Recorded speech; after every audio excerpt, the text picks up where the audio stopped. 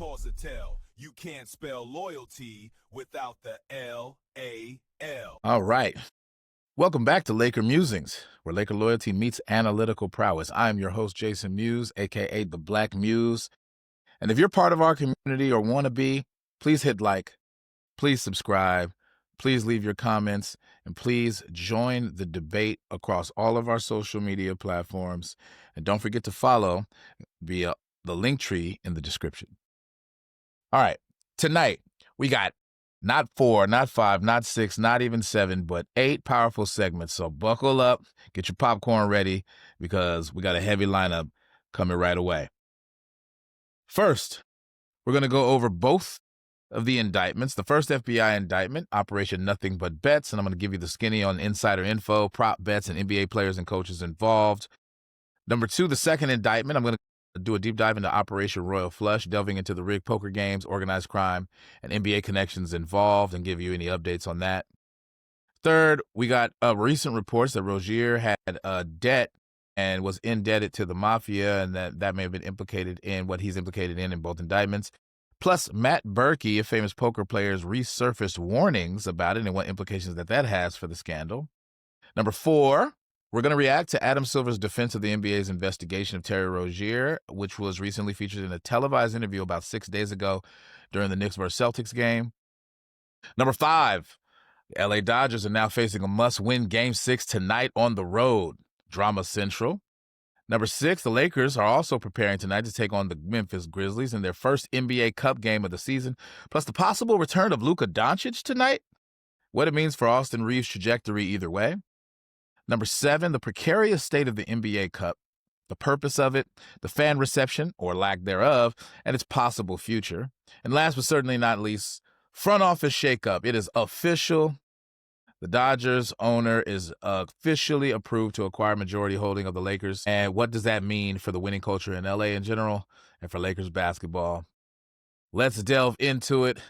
Man, we got a lot for you today, starting with our first segment. So, I've talked about the indictments, but I got a little bit more information, and so I wanted to pass along that information. I actually wanted to show you the indictments themselves, and I'm going to read the official DOJ press release and show you that as well. So we're going to make sure that we're fact-based and we have all of the nitty-gritty. I was able to understand it at a high level, but I understand it a lot better after having read those things today. So the first one we're going to focus on was the one that was given rise to by what's called Operation Nothing But Bet, or Nothing But Bets, I think. I'm not sure. But it's a play on words of nothing but net. It's quasi-corny, but we get it. And that's the one about the insider information, the prop betting that implicated Terry Rozier, and the federal charges that are implicated in that. So a brief recap of the indictment before I delve into the press release. So EDNY alleges that NBA insiders used non-public injury/lineup information to place targeted illegal wagers. Okay. Now, the key here is that those wagers are illegal because they're predicated on having insider information. For the same reason or analogous principle of insider trading being illegal, it gives people who have that information that's privileged unfair advantages. And so, of course, that's illegal. And it's especially bad if NBA players who have direct control over the outcomes of these bets are in on it, whether they're trying to make money for themselves or their friends. So that's the one that's implicated by Operation Nothing But Bet. And here's a verbatim excerpt. This is actually coming from the indictment. I'm going to kind of like name drop or flash the indictment. I'm going to show you how to find it. And I might read a little bit of it, but I don't want to be too reading heavy because we do have a lot to cover, and that'll be boring anyway. So here's a quote. It says, defendants allegedly used non-public injury and lineup information to place fraudulent wagers worth hundreds of thousands of dollars. An indictment was unsealed charging with wire fraud conspiracy, money laundering conspiracy for their alleged roles in a scheme to use inside information from NBA players and coaches to profit from illegal betting activity. Another quote here. Former and current NBA players and coaches informed the defendants and others of confidential information, such as pre-release medical information and a player's intention to alter their upcoming game performance. That a player is allegedly referring to Terry Rozier. Another quote. As alleged, the defendants turned professional basketball into a criminal betting operation using private locker room and medical information to enrich themselves and cheat legitimate sports books. End quote. All right. So I actually want to show you the press release here and show you the indictment. The reason being is because I want you to be able to do a deeper dive that I'm going to be able to get to on the stream, because I don't want to spend too much time on this. All right. So I want you guys to maximally be able to see this, and I can even zoom in if that helps you all. I know my eyes are bad, so for those who have bad eyes, I feel your pain. All right, so this is the official DOJ press release, and the reason why I'm doing this is because it's going to help you find the indictment. This is actually the website where I found the indictment. Okay, so it says current and former National Basketball Association players and 4 other individuals charged in widespread sports betting and money laundering conspiracy. Okay, so let's read here. It's not too long. Defendants allegedly used non-public injury and lineup information to place fraudulent wagers worth hundreds of thousands of dollars. So earlier today at the federal courthouse in Brooklyn, an indictment was unsealed, charging 6 defendants. Eric Ernest, also known as Spook, Marv's Fairley, also known as Vez, Vizino, and Vizino Locks, Shane Hennon, and also known as Sugar David Jones, also known as D. Jones, or D. Jones, spelled differently, De Niro Laster, also known as Nero, Peso, and Peso, spelled differently, and Terry Rozier, also known as Scary Terry and Chump. So they got all their government names and their nicknames in there. They are not playing with this indictment. All right. So they were all charged with wire fraud conspiracy and money laundering conspiracy for their alleged roles in a scheme to use inside information from National Basketball Association players and coaches to profit from illegal betting activity. Okay. The defendants are located across the country and will be arraigned at a future date in the Eastern District of New York. So that's what EDNY stands for. All right, Joseph Nakella, Joseph N. Jr., United States Attorney for the Eastern District of New York, Cash Patel, Director of the Federal Bureau of Investigations, Christopher G. Raya, Assistant Director in Charge, FBI New York Field Office, and Jessica S. Tisch, Commissioner, New York City Police Department, announced the charges. Quote, as alleged, the defendants turned professional basketball into a criminal betting organization using private locker room and medical information to enrich themselves and cheat legitimate sports books. This is actually one of the quotes I read earlier. A state of United States Attorney, again, Nokella, I don't know how to pronounce that. I apologize if I butchered that name. Quote, this was a sophisticated conspiracy involving athletes, coaches, and intermediaries who exploited confidential information for profit. Insider betting schemes erode the integrity of American sports, and this office will continue in its strong tradition of holding accountable anyone who seeks to corrupt sports through illegal means. All right, so just to get the gist of it, because I don't want to spend too much more time reading, there are very specific charges, but when it comes down to it, to put it in layman's terms, there were players and coaches who had insider information, and that gave them an advantage when it came to prop bets. In at least one case, allegedly, one of the players actually had direct control over basically guaranteeing the outcome of one of the prop bets. And then there was also coaches who had inside information about like LeBron James not playing. And so if you know that the best player on the team won't play, that has some implication for whether or not they're going to lose. And so you could bet against that team with that insider information, et cetera. So this is the kind of stuff, the conspiracy that they're alleging. They're alleging it wasn't like accidental. They're alleging that all of these people were like knowingly in on this scheme. And they're with co-conspirators. Okay. So here's what I wanted to do. The main thing I wanted to accomplish is I wanted to read some of it to make sure I was as fact-based as possible. But the biggest thing I want to do is if you scroll all the way down at the bottom, you'll see right here, this is the link to the PDF of the indictment. And so I actually want to show you what that looks like. So if you click on that PDF, you will see a little something that looks like this. Okay. Now I got it blown up here, but this is the actual official indictment. It literally says indictment. SV Eric Ernest is this indictment right here. Okay. It's got the grand jury charges, introduction, all that good stuff. And I'm not going to read it all. Most of this information is summarized in the press release, which is why I stuck to that. And I'm not even going to read the whole press release because I don't want this to be a reading heavy segment, but I do want to basically say, here are my sources. Here's where the information is coming from. It's the pretty reliable information. If you guys want to do a deep dive and go down the rabbit hole like I did earlier, feel free to access those things. And I'll try to put the links in the description below. Okay, so that's the first indictment. And now I want to give you a quick analysis before we move on to the second indictment. And then I'll be sharing my screen again in a second. So my analysis. What is alleged to have happened goes far beyond typical player bets. This is alleged to be manipulation of on-court behavior, not just props, right? And so, like, the kind of, like, deep insider nature of the scheme is some indication of how serious the allegations are and the level of egregiousness to which the integrity of the game has been violated, if true. And I'm trying to be careful here because this is, at this stage, is all alleged, okay? So having a better understanding of what exactly is being alleged to have happened and the degree to which that violates the integrity of the game helps us better understand kind of what's at stake.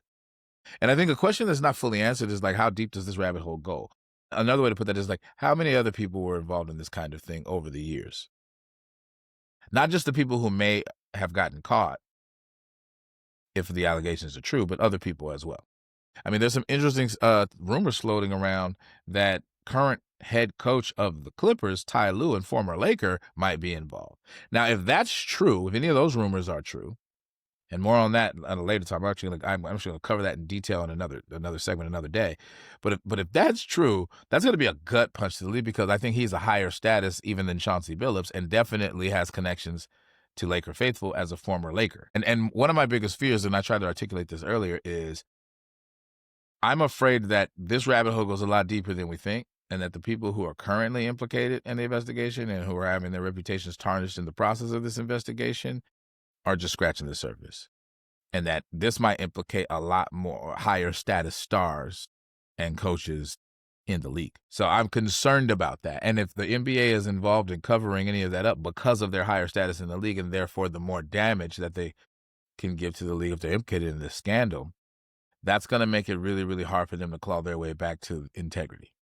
Now, if this is kind of relatively minor, I mean, it's a big deal if it's true, but if it's relatively minor, meaning it's not as endemic as it might be, well, then I think their pathway to redemption is going to be a lot easier. So I took it upon myself to go into this deep dive because I really wanted to make sure we were fact-based, number one, and number two, that the implications were made a lot clearer. And I guess, again, the biggest implication is for the trust of those of us who consume this content and this entertainment and all of the things adjacent to it, jerseys, ticket sales, and then even those who engage in actual betting in themselves. If you erode trust in the product's legitimacy, you erode demand. So there are, again, and I've said this several times, there are economic implications here. But even deeper still, beyond just the economic implications, it's just the love of the game. And I actually, to my mind, that means more to me than all of the economic stuff. The economic stuff is kind of just adjacent to the stuff that I think matters more. I think that we should not have this thing that we all collectively value ruined because of a few bad apples, at least as it stands now, allegedly. So that dovetails really nicely into the next one, which is Operation Royal Flush. So I'm going to go ahead and share my screen one more time. We're going to go read a little bit from there, and I'm going to show you where that indictment is, and then we're going to move on. So 31 defendants, including members and associates of organized crime, families, and National Basketball Association coach Chauncey Billups, charged in schemes to rig illegal poker games. Okay, so one of the things that actually wasn't clear to me at first was, like, what do these things have to do with the other? Like, they seem kind of separate. And basically, there's a couple of things that unites them. One, they're under the banner of illegal gambling, and so that unites them. Two, they involve NBA players. That unites them. Three, they seem, allegedly at least, to involve deeper conspiracies and coordination between a bunch of bad actors. So those three things are one of the main things. But number four, I think the thing that's supposed to tie them is that they both seem to have links to crime families, like mafia bosses and stuff like that. So those are kind of four things that kind of make them similar or overlap in certain ways. But in many ways, they are still quite distinct. And so at first, I didn't really understand fully how they were similar and how they were distinct. And I was actually questioning why they were being lumped together. And having read what's being alleged, I could start to see a lot better what's being implicated here.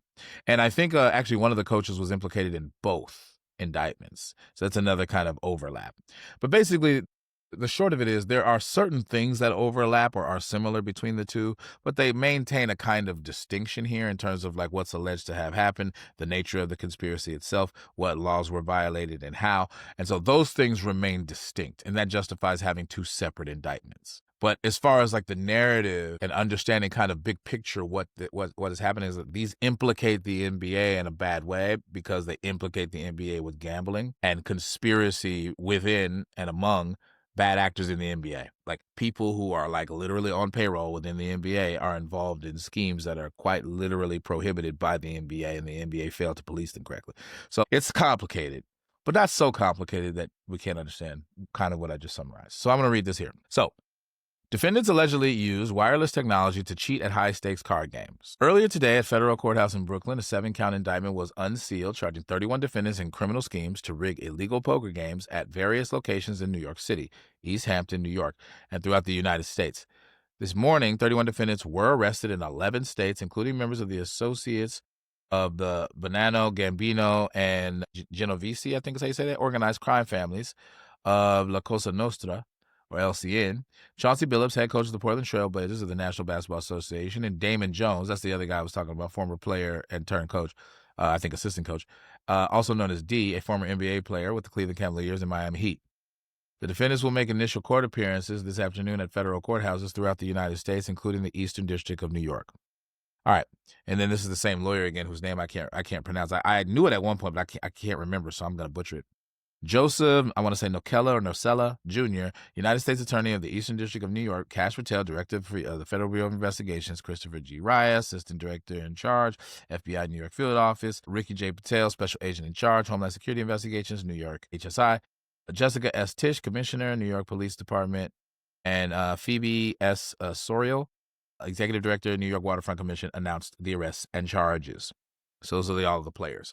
Quote, as alleged, members and associates of organized crime families fixed illegal poker games as part of a highly sophisticated and lucrative fraud scheme to cheat victims out of millions of dollars and conspired with others to perpetuate their frauds.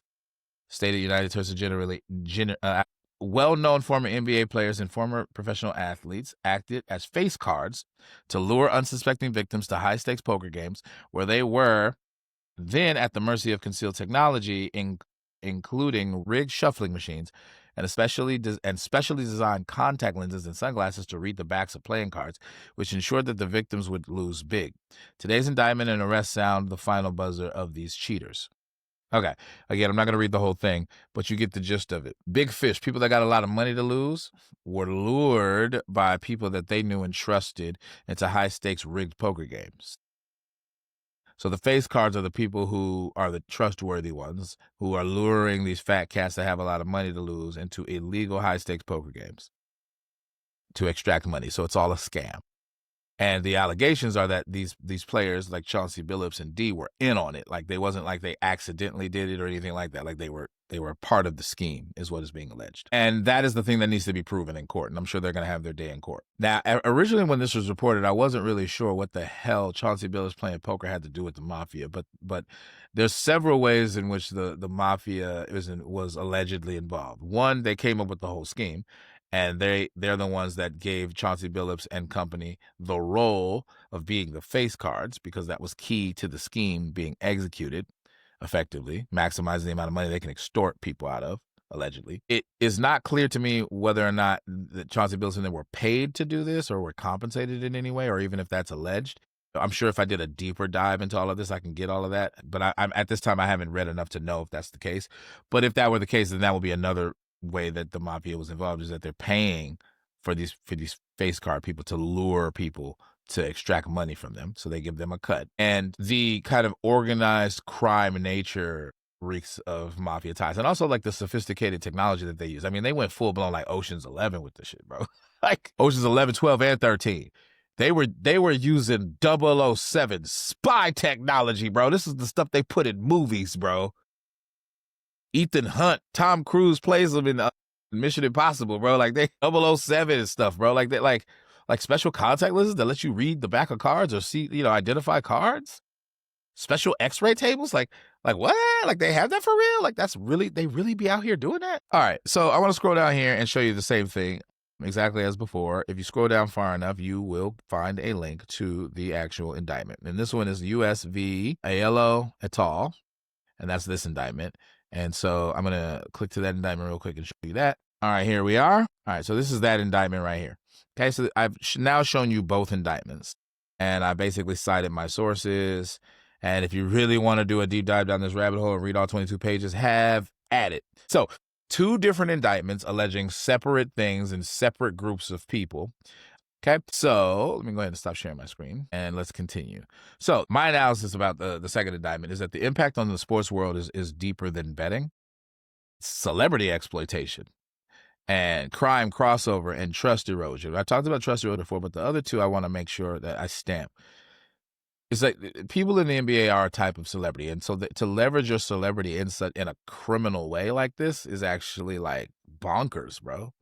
And what's really weird about it in the case of like Terry Rozier is like It's not clear they needed any of this money. Like, this is hundreds of thousands of dollars we're talking about, and these motherfuckers make millions. So, like, why risk it? Why do that exactly?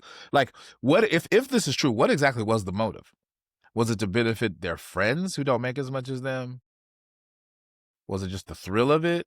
Was it the competitiveness of it? Because betting can be intoxicating because it is a domain of competition.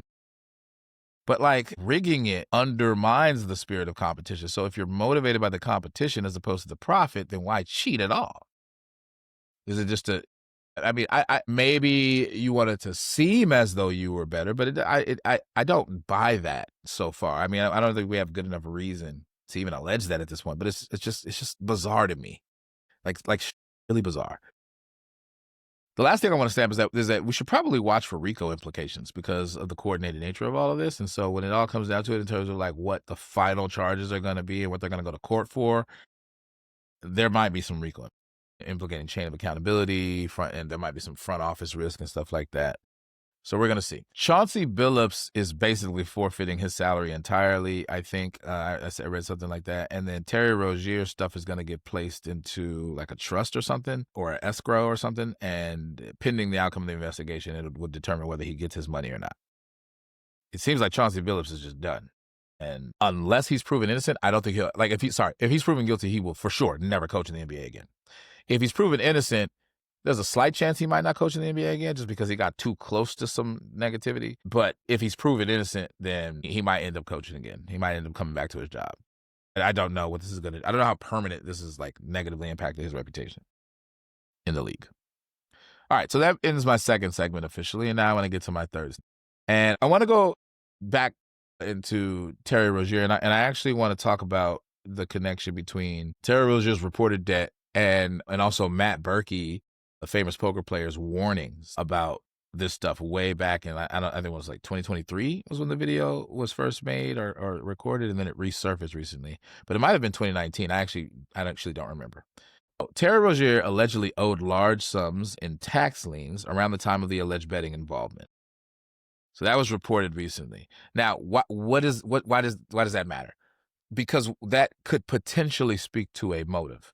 Because one of the things that's not fully adding up to me, and I actually watched a really good deep dive of another YouTuber called Nate the Lawyer that really broke it down for me, and I really like his videos. And he asked the same question, like, why would somebody who's making millions of dollars do something like this where you only make hundreds of thousands of dollars tops? Like, what? Like, what's the point? And one possible answer is that he got in bad with some bad folk, and in order to pay off some tax liens or get from under some things he may have. Now, it would make more sense if he owed money to the mafia directly or something like that, or he owed money to the people who were supposed to benefit from whatever he's alleged to have done. That would make more sense. But it's an interesting development, just that little piece, though. And so I'm kind of watching to see if we can get more information in a way that makes sense in terms of clarifying what the motive might have been. But it might have something to do with the fact that he owed money of a large sums to people and was trying to figure out a way to get that money to those people without tapping into his own funds or something like that. Or a way that he can get that money to people without raising any alarms of like people who monitor his funds and his family or something like that. He organized or cooperated in this kind of scheme in order to funnel money to them. Like, those might be motives. I don't know. I mean, that's the best I can do. And those are kind of seem fishy. So it just kind of leaves the question mostly unanswered. Okay. Meanwhile, poker pro Matt Berkey had some past commentary, and I'm actually going to show you the video, but I'm going to quote it first before I show you that. It says, "I was told the games around Billups were 100% rigged." And he had a funny kind of little thing that he said about that. So before I get into my analysis, I actually do want to delve into that. This is Matt Berkey, and this is the thing that went viral recently. So I was like, I gotta cover this. I gotta talk about this because this is wild. All right, so there he is. Go ahead and give him a listen. It's not too long. This must have been like 5 years ago, 2019-ish, I think, where there was this game. It started in LA and then it came to Vegas for a few days, and it was all built around Chauncey Billups. And the person who told me about it was like, "Look, I know the game runners. I'm telling you 100% this game is on the up and up." And I was like, "Well, I know a lot of the people that are involved, and I'm telling you 100% that it is not." I had some friends who went and played it both in LA and in Vegas. and it obviously like was for sure confirmed to be cheated. Like people who clearly didn't even understand the rules of no limit hold'em are just like jamming hundreds of big blinds in with like a gutty and then just drilling it. Yeah. Only the pros are losing. It was, it was basically confirmed amongst all of the pros that the game was cheated, but there's just no recourse. Gotcha. And they got absolutely filleted. Well, it's tough too whenever you're dealing with somebody like high profile like that, because they carry a lot of weight and hold a lot of power. So all you can do is like kind of unite together and threaten to publicly out him or extort him in some sort of capacity. In which case, good luck. All right, so that's the professional poker player's commentary. Matt Berkey, it is kind of bizarre that Matt Berkey was saying that, just because it seemed like, people might have known even all the way back then. So like, some of the questions that came to my mind is like, well, why didn't the NBA know, or why wasn't the NBA able to like prove it or whatever? And that's actually going to dovetail into what's coming up next. But it is bizarre that this was kind of like known, at least allegedly or potentially, back when it was happening, and it's just now being uncovered. And again, it reinforces my worry that something like that could happen with somebody even higher profile than Chauncey Billups and Terry Rozier in the NBA. Like, they were involved in something that either the mafia coordinated, or that they were coordinated with people that they knew that were way more higher end. Like, imagine if you had somebody with the status of like and I'm not trying to imply anything about Kawhi Leonard. I'm really not. But imagine if you had somebody with his level or status involved in any of this shady stuff. Right? Like that would be devastating potentially. Or even maybe one of these young up and coming stars. Not to say that any of them are implicated. But let's say, like, imagine something like this implicated like Anthony Edwards or Nikola Jokic or something like that, right? Again, I'm not saying that there's anything to allegations regarding them. I'm just saying, given their status in the league, or even other coaches with higher status in the league, right? Imagine if it was one of the Lakers, LeBron James or Luka Doncic implicated in any of this mess, right? And how devastating that would be, not only for like our season, but also like, the way that would kind of soil the status of this franchise. And so I'm afraid that eventually we're going to hear more about other players who were involved in similar things. Maybe not specific to these indictments, but maybe future indictments or whatever. So I'm concerned about that. And this is kind of the hearsay nature of these things. And these things may be much to do about nothing, but I am concerned now. And once trust is broken, it's hard to get it back. So here's my analysis. These developments add motive, debt, risk, corroboration, external warnings, and narrative weight. Public perception matters. So the potential implications is that there's more layers for prosecutors, heightened scrutiny for player contract negotiation, and even bigger optics for the league, right? Any future instance of something like this is going to be an even bigger deal now, because a spotlight has been shown on this. And what that means is more damage to have to navigate and control if another player gets implicated. Whether or not they're of a higher status, like I was talking, it's just now there is a kind of sensitivity to it. So we'll see what happens, and we'll see how these investigations go. But that ends my third segment, and that leads me to my fourth segment, which, again, dovetails really nicely from what we're talking about, because Adam Silver, the current commissioner of the NBA, actually went on and did an interview about 6 days ago. It was during an Amazon Prime broadcast game, the Knicks versus the Celtics, and he was there, and he was being interviewed. So I actually want to show you that interview. But before I do that, I want to give you an overview. So Adam Silver said the NBA investigated some flagged games back in 2023 and, quote, couldn't find anything, end quote. That admission undermines confidence, but now the league is rolling out new measures. Expanded data sharing, sportsbook monitors, audit protocols, etc. And before I give you my commentary and my analysis on that, I want you guys to hear straight from Adam Silver's mouth. All right, so this was clipped on Instagram, so it makes it convenient for me to show it. All right, go ahead and watch this, and then I'm gonna comment on it. Several indictments were announced involving current player Terry Rozier and current head coach Chauncey Billups. What was your initial reaction, and what have the last 36 hours been like for you? My initial reaction was I was deeply disturbed. There's nothing more important to the league and its fans than the integrity of the competition. And so I had a pit in my stomach. It was very upsetting. And Terry Rozier was allowed to keep playing after an NBA investigation ruled that there was no NBA rules violated. What do you make of that decision now amid the FBI's allegations against him? So what happened was, because bets were placed through legalized legal betting companies, they picked up aberrational behavior around a particular game in March of 23.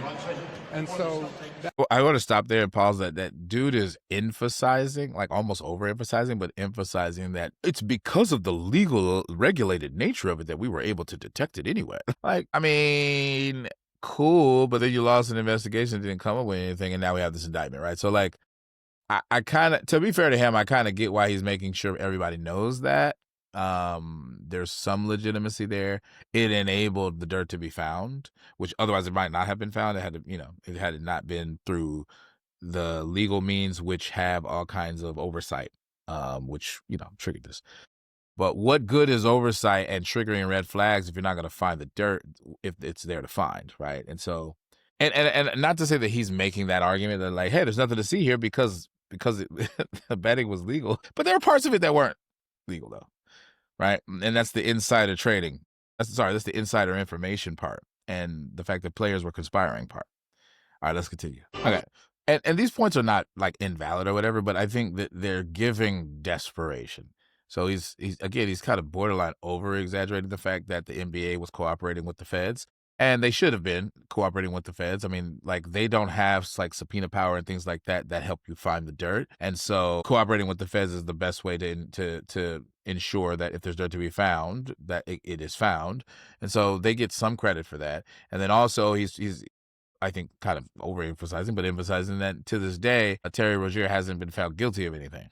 Now, it doesn't look good. He's in trouble, but he's right about that so far in the stage of the investigation. So if it turns out that he ends up, that the FBI has nothing on him and he doesn't get found guilty under this indictment or any other indictments he's implicated in, then the NBA will look a lot better because it's like, well, the FBI, who has all the subpoena power, the powers we don't have, also didn't find anything. So now we don't look as bad. So I think he's kind of setting it up for that outcome, and I think he's hoping for that outcome. But if there is any kind of conviction, the NBA is going to look real bad, bro.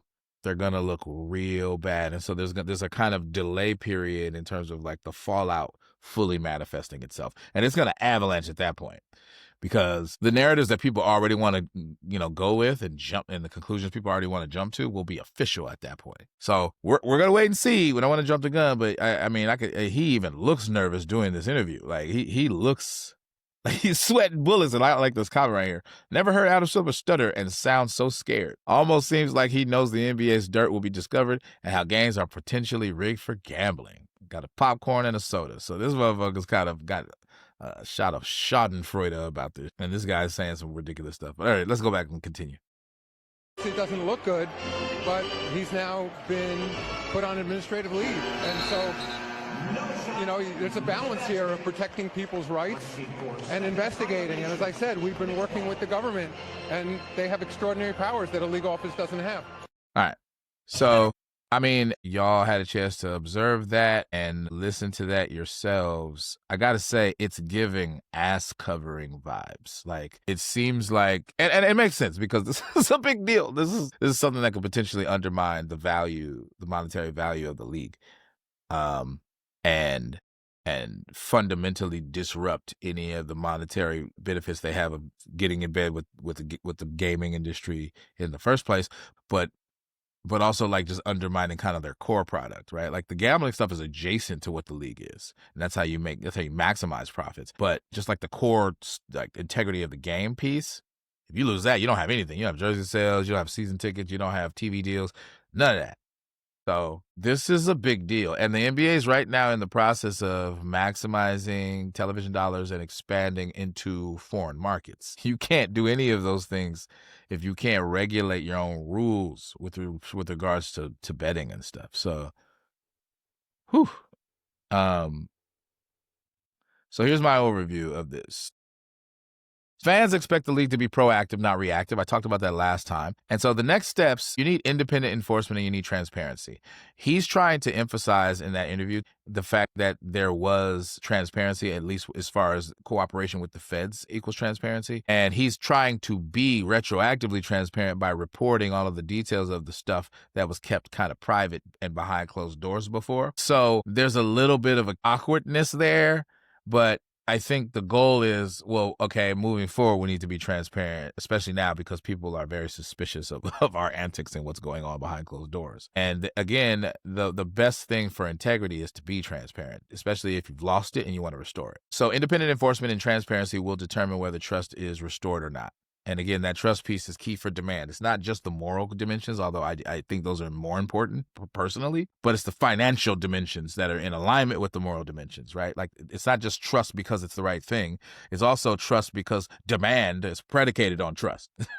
People don't want to give you their money for fraudulent products, bro. All right, this moment that's kind of encapsulated by Adam Silver trying to, do that NBA interview that we just saw. And also this moment of like the tarnished reputation and integrity of the league could define league credibility for a generation. If it comes down to it and all of these people named in these indictments going to jail, bro, yeah, this is going to be tough for the NBA to walk away from, bro. Like, it's going to be tough. It's going to throw a monkey wrench in all of their plans, bro. It's a big deal. It really is. It's a big deal. So we're in a wait and see pattern. All right, so that ends my fourth segment. We're halfway done. We're getting through it. Let's get into my fifth segment. Let's talk about the Dodgers. Dodgers drama alert. Dodgers drama alert. The Dodgers right now are in a must-win Game 6 situation on the road. This is an elimination game. If they don't win tonight, they're done. They're cooked. And all the Drake fans that had your asses handed to you over the summer, and even before that, Black History Month, what they not like us are going to be talking mad shit because it'll be the one chance you can represent for your country. There's a lot on the line here in the sports world and the hip-hop culture world as well. And I'm rooting for the Dodgers. I am a casual Dodgers fan. I will admit that. I don't know very much about baseball. Baseball wasn't my favorite sport growing up. I played it, but it was okay. But I rep the Dodgers to the extent that I do because it runs in my family. My dad is a Dodgers fan. He's become really diehard about the Dodgers, though. But it just kind of runs in my family. It's kind of a culture that I tap into. And a lot of Lakers fans overlap with Dodgers fans. There's a synergy between Lakers Nation and Dodgers Nation. So I'm a Dodgers fan, kind of by default. And this is actually the way in which a lot of people become fans, even if they're casuals, of teams from the cities that they either grew up in or represent or are from. But yeah, man, the Dodgers dropped back-to-back games, bro, after just getting up in the series. And so here we are. And I've never been this emotionally invested in a baseball franchise as I am today. And part of it, I think, is because of that Lakers synergy. It's because we have the same owner that maximizes that synergy. It's because I'm starting to understand who the players are. I've been kind of discovering Ohtani and Freeman and Betts.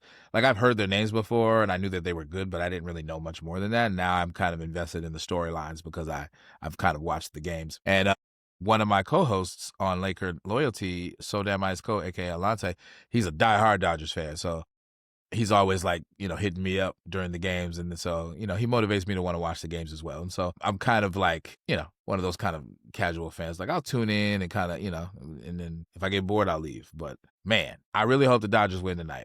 I got to say that. And the emphasis here, I mean, the Dodgers are pulling out all the stops because they know it. And I actually wanted to cover real quick.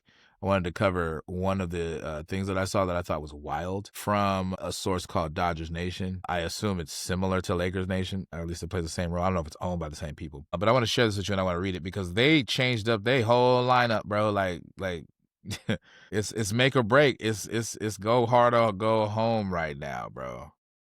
So I want to read this from Dodgers Nation. I think this is pretty well written. I found it earlier today. All right. So here we go. Dodgers making drastic lineup changes for must-win World Series Game 6. Okay, I'm not going to watch this video, but I do want to read this to y'all. All right, the Los Angeles Dodgers are officially in a do-or-die mode, needing to win both games in Toronto to complete their quest of becoming back-to-back World Series champions. So they got to win on the road or they don't win at all. Before looking ahead at Game 7, though, the Dodgers have to win Game 6 and have the perfect guy on the mound to do it. I think we know who that is. It is Yamamoto. Yoshinobu Yamamoto, coming off consecutive complete games, is taking the mound for LA, looking to keep the Dodgers season alive. Opposite Yamamoto will be Kevin Gausman, who allowed 3 runs across 6.2 innings in Game 2, but was cruising until the 7th inning when he allowed 2 solo home runs. As for the lineup, the team is making some major changes. Mookie Betts has been moved down to the cleanup spot, while Miguel Rojas is playing second base and Tommy Edman is going to center field. Edman hasn't played center field outside of extra innings in the team's 18-inning game due to his ankle injury, but it's LA's backs against the wall. Manager Dave Roberts is doing what he feels gives the team the best chance to win. All right, so here's the Dodgers lineup versus the Blue Jays. We got Ohtani, Will Smith, Freddie Freeman, Mookie Betts, Teoscar Hernandez, Max Muncy, Kike Hernandez, Tommy Edman, and Miguel Rojas.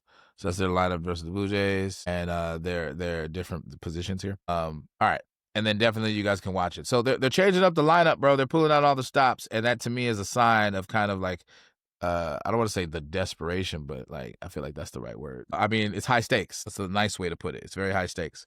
So hopefully the Dodgers get it, bro. Shout out to the Dodgers so far. I want us to bring another championship to LA, and then we're gonna have a lot of discussions about the implications of winning a championship in LA, particularly with our backs against the walls like this. Does that put more pressure on the Lakers to follow suit this season as opposed to in future seasons? So leave your comments down below. If you guys think that the Dodgers winning a championship puts more pressure on the Lakers, let me know. If you disagree with that, also let me know. I want to hear your comments below. All right. I'm not sure what went wrong in the last 2 games. I don't have enough, I think, prowess to analyze baseball. I'm just not that big on it. But something went wrong. And I actually didn't even watch the game. So I'm that much less able to comment on it. But what I will say is, like, I'm wondering if fatigue had something to do with it. And I'm wondering about bullpen usage. I do wonder about those things because those are kind of the only 2 things I can understand. But if I had to, like, I don't know, encapsulate it into a narrative, I would say this is really a character-defining moment for the Dodgers, and it separates the winners from the losers, the champions from the non-champions. The Dodgers are going to have to earn this one. Their back's against the wall, and I like it. I think they're setting up for something really freaking historic if they can pull it off.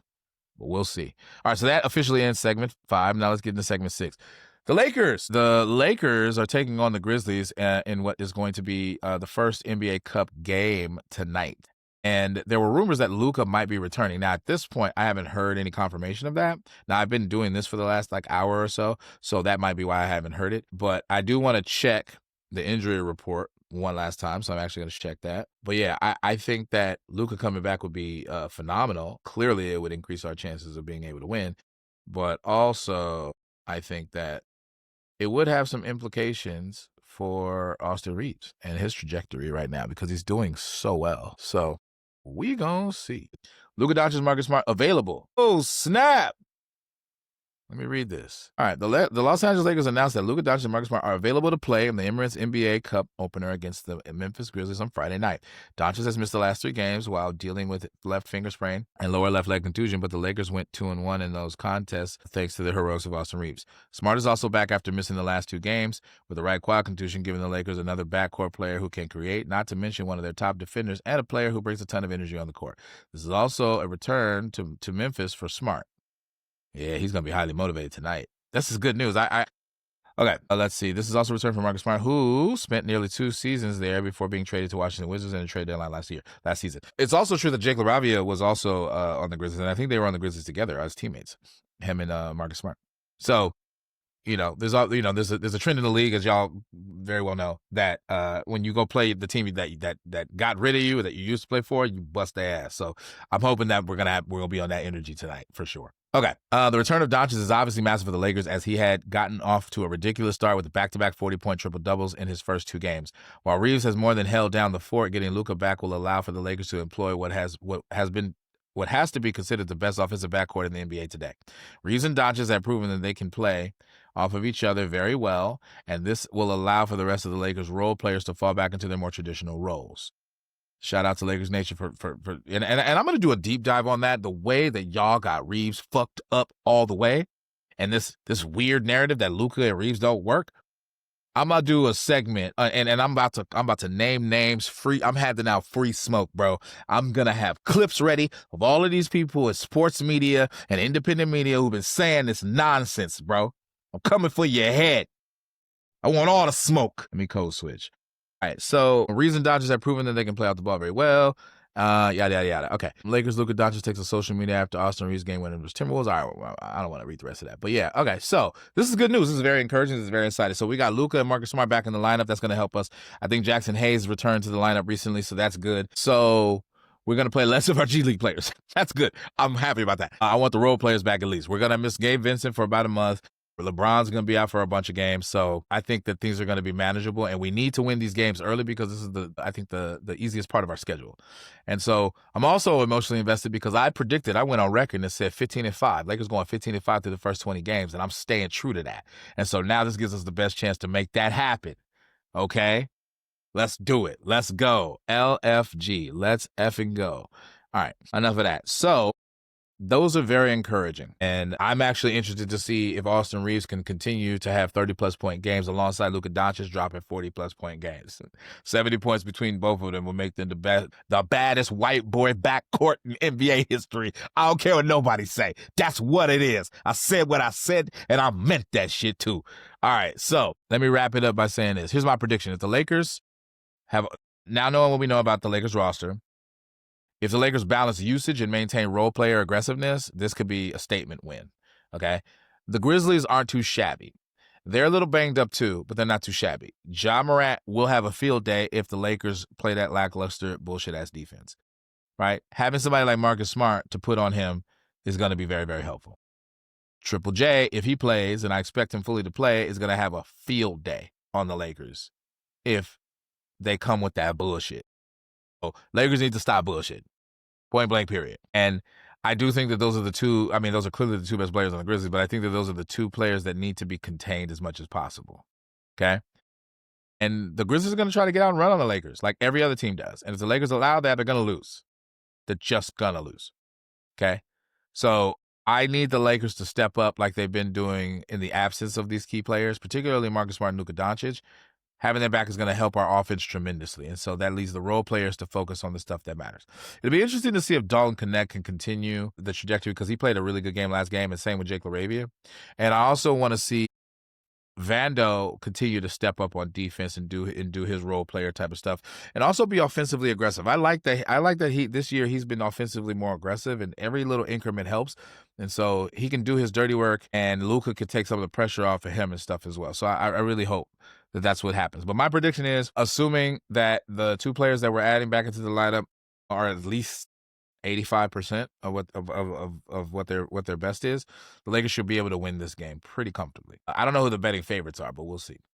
So let's make this a statement win, please. Shorthanded Lakers still winning games. That ends my sixth segment. We got two more segments, guys. Segment number 7, the NBA Cup. What it's for, what its goals were by design, what its reception has been so far, and the future. All right, so the NBA instituted the NBA Cup to add incentive and extend season engagement, particularly in the early part of the season. And they wanted to globalize the brand as well. That was actually another part of it as well. Calling it the NBA Cup is reminiscent of the World Cup and other cup-type sports things that are very, very salient in Europe in particular, but in elsewhere in the world, right? So that makes sense as a move, and I get the incentive structure behind it. You want players to not skip out in October and November games because they're really, really early and the games don't matter. That was actually becoming like the animus of sports, and because then that affects demand for ticket sales in those early games, etc. You wanted to give them a reason to get up for games. And so you have all these kind of incentives and bonuses and things like that. And then you created some kind of status that goes with winning the NBA Cup. It's like an in-season tournament in the NCAA. This is something that we have a concept for at the lower level. And so getting players to buy into something like that at the pro level was not that far-fetched.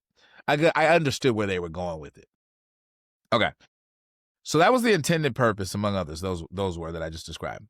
You can create extra rivalry games or capitalize on extra rivalry games. It taps into trophy culture.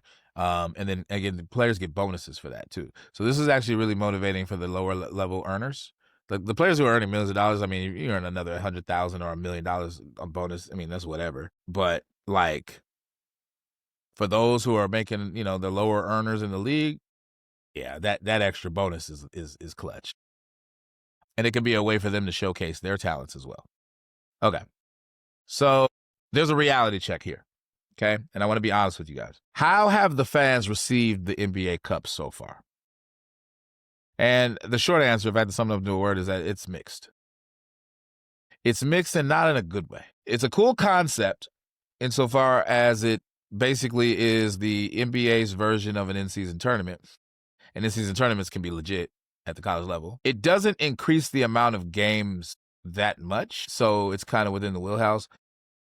But it can if you go far in the NBA Cup. You're going to have like 2 or 3 more games in your regular season. Okay, but I think the best metrics to use would be attendance and viewership early numbers versus the baseline.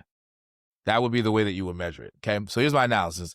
If the cup is going to matter, to whatever extent it matters now, if it's going to like really matter, like the championship matters or something akin to that, it needs authenticity, it needs stakes, and it needs clarity. Like fans need to know what's in it for them and what's in it for their teams and what's in it for the players. And the players need to know that. Everybody needs to know that. If it's treated like a glorified preseason or some kind of gimmick, then it's going to fade into irrelevance. And there's reason to believe that it's starting to do that already. So here are the implications for the Lakers. The Lakers actually won the very first one ever. And then they subsequently ended up getting bounced in the first round. And I think every single team who's won it since, I think there's only been 2 or 3 teams, have been bounced out. There's never been a team that won the in-season tournament and then won the championship. Now, again, there's only been like 2 or 3 seasons of this. I think 2, actually. Maybe 3. I don't know. I don't know how many there have been. I can look it up.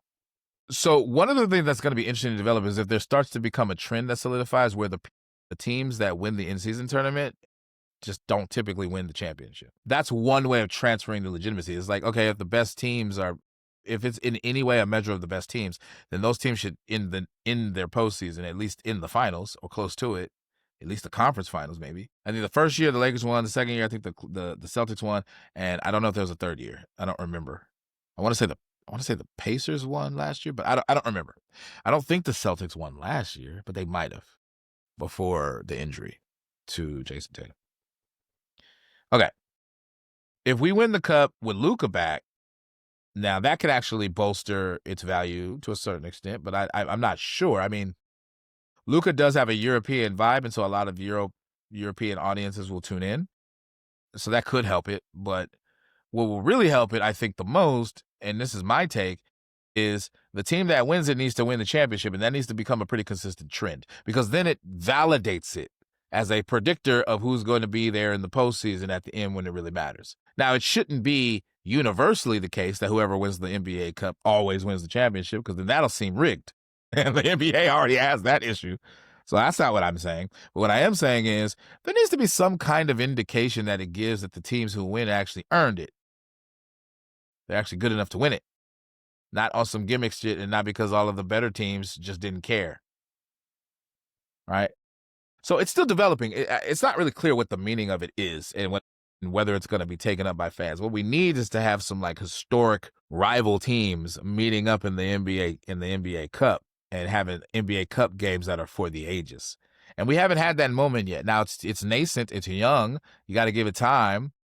I'm being generous. I'm willing to give it 5 to 10 years before we really draw some hardcore conclusions about it. But you're dealing with a fan base of people with a lot of short attention spans.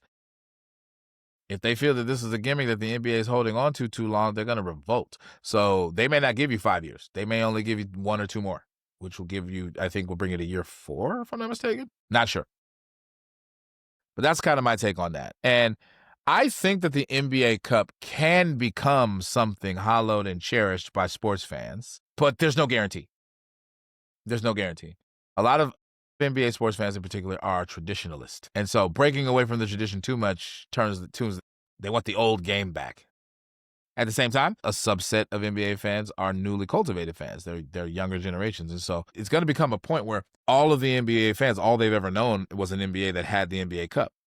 They won't know about the NBA prior to that. And so if you're investing into that generation, that new generation of up-and-coming NBA fans, you got to give them something to remember this by. So It's an open question. I don't know. Leave your comments down below. What do you think? Do you think that the NBA Cup is going to eventually become something monumental or a sensation? Or is it just gonna wither out, hollow out, and die eventually? Leave your comments down below. I want to know what you guys think. All right, that brings me to our last segment. Then I got to get to these Dodger and Laker games. All right.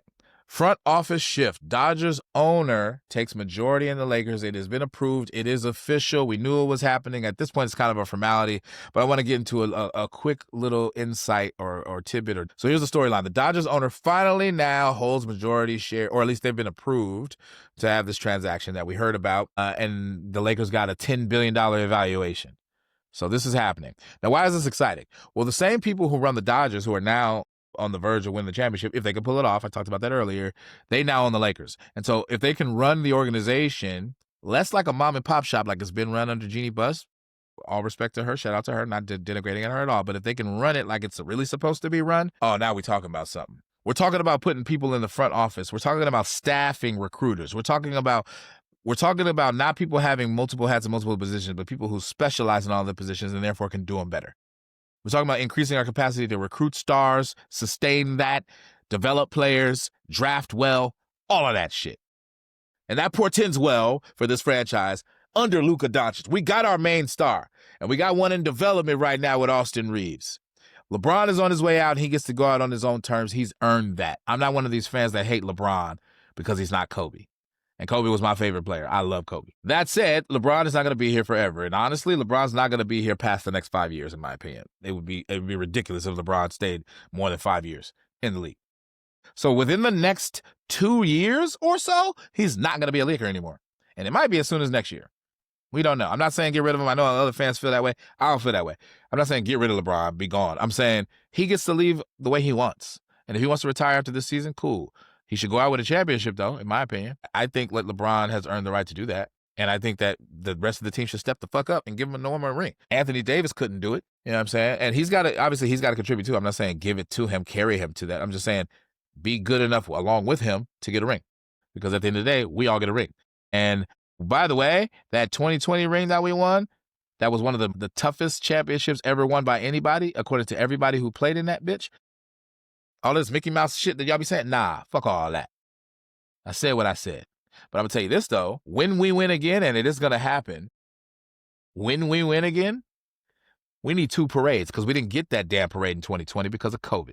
Just saying. All right. It's the winning DNA that I'm getting at, guys. If you know how to run a franchise in any other sport, then that's transferable. And we want a well-organized franchise. That's going to maximize what we can do. We already got one of the best perennial players in the league right now, in his prime. We got to capitalize on that. And I said this before. Now, this is my take. And I don't even think it's that hot of a take, but apparently it's a take that the powers that be in sports media haven't deemed the take everybody needs to have. And it is that the road to the championship in the West is eventually going to go through Wemby and the Spurs. They're coming. They're coming. I see that coming a mile away. That franchise is very well run. Wemby is phenomenal, and they're developing talent around him that's going to complement him very well. They're going to win championships eventually. But if you want to win in the West, you got to go through the Spurs. It's the way it always used to be back when Kobe played. And Tim Duncan and them boys was playing. That's the way it should be. That's the way NBA basketball should be. I'm gonna tell you something right now. If we don't build right, if we don't get this right over the next few seasons, we're not gonna win shit with Luka. And it'll be a waste of his talents and a waste of his prime. We gotta build for the future. And that future entails some hard-nosed playoff series against them Spurs. That's happening. Mark my words, that's happening. That's about to happen. And right now, I think aren't they undefeated right now? Am I tripping? Aren't the Spurs undefeated right now? Now, don't get me wrong. I don't think they're going to remain undefeated. I think, they're going to regress to the mean. But they look great. Young, up and coming, they look great. They look like OKC did a couple years ago, is what they look like. And we saw that championship coming. Same thing with the Spurs. Telling you this as a Laker fan. I see that coming. Denver, whatever. Timberwolves, unless they make some kind of acquisition, whatever. Clippers ain't never going to be shit. I don't know. I call them can't get right. They ain't never going to be shit. The Warriors their window's about to shut again. It's about to be the Lakers taking over the West, bruh. Now, the Rockets they talk about something because they got a young core with a really good superstar. So the Rockets going to be in there too. Right? Yeah. Goon in them? Yeah. Them boys going to beat it. Them boys going to be in there too. Don't get me wrong. And having two good teams in in Texas? Yeah. Oh yeah. Yeah, it's going to be some great playoffs. It's going to be some great playoffs in the West. And I'm not trying to discount or disrespect Denver. I'm saying Denver does not seem like they're built to be more dominant than the Spurs will be when Wemby really reaches his peak in the way that Jokic got to reach his peak. When Wemby gets to that, and the Lakers better be ready, and we better have built a roster that can compete with that, because that's going to be a problem for us. All right. So that championship DNA is going to be a crucial part of recruiting all of the pieces and making sure that we have everything in place to maximize what we can do with Luka Doncic. It's about the future of championships for the Lakers is what it is. And it's exciting that our front office is now going to be 100% professional and legit. Again, there's a difference between mom and pops and running that shit like a corporate entity that's very competent the way it should be run. No shade to the Buss family. I think Jeannie did a lot of great things. I really do. I think she made some mistakes, and I'm willing to criticize them and call them out. But I think she also did a lot of great things. And one of the greatest things that she did recently was give up majority shares to the people that own the Dodgers, whose name I can't forget right now, or can't remember right now. Okay, so that translates to my take about fan expectations. Ownership consolidation raises the bar, not just making the playoffs, but championship or bust mode. Like, that is about to come back in full effect. We already still had that, but we really have it now. We could change the whole nature of basketball in the NBA in general and the whole nature of competitiveness in the West. We can become dominant powerhouses again, like we used to in the Kobe and Shaq days, and then again in the Kobe and Pau Gasol and Lamar Odom days. That's what I'm talking about. But instead of with Kobe this time, and instead of with LeBron and them boys in 2020, we're going to have Luka and them. So that's what I'm looking forward to seeing. The Luka era is here, and it might become the Luka Reeves era, the way Reeves been balling lately. I'm going to do a whole segment on Reeves. I got to dedicate a whole show to Reeves.